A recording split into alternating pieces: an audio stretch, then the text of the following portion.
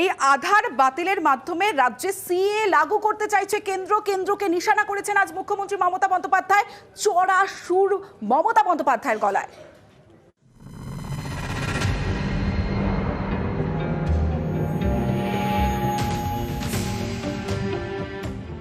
সামনেই লোকসভা ভোট, তার আগে জেলায় জেলায় অনেকেরই আধার কার্ড বাতিল।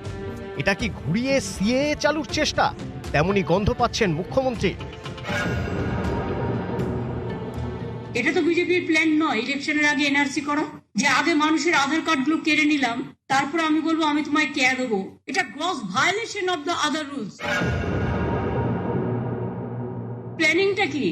ডিটেনশন ক্যাম্প তৈরি করা আসামের মতো। স্পেশালি অত্যাচার হচ্ছে তপশিলি এবং সংখ্যালঘুদের উপরে। সবচেয়ে বেশি মতুয়াদের উপর হচ্ছে, তাদের কার্ডগুলো ডিনোটিফাই করা হচ্ছে। বেঙ্গলে এনআরসি আমরা করতে দেব না, আমরা জীবন দিয়ে লড়াই করবো, রুখবো। দুই, বেঙ্গলে ডিটেনশন ক্যাম্প আমরা করতে দেব না। আমি গরিব মানুষকে বলবো, যদি আমারটা শুনে থাকেন, কোনো অসহায়তা বোধ করবেন না। আমরা আর একটা অল্টারনেটিভ কার্ড দেবো, বিকল্প কার্ড, যার ফলে আপনার নাগরিকত্ব রক্ষা হবে। আপনার রেশন কার্ড থেকে শুরু করে, লক্ষ্মীর ভান্ডার থেকে শুরু করে, খাদ্য সাথী থেকে শুরু করে, কাস্ট সার্টিফিকেট থেকে শুরু করে যত বেনিফিট আছে সব আপনার রক্ষা করা, এটা আমাদের কাজ। আমরা আপনাদের পাহাড়া।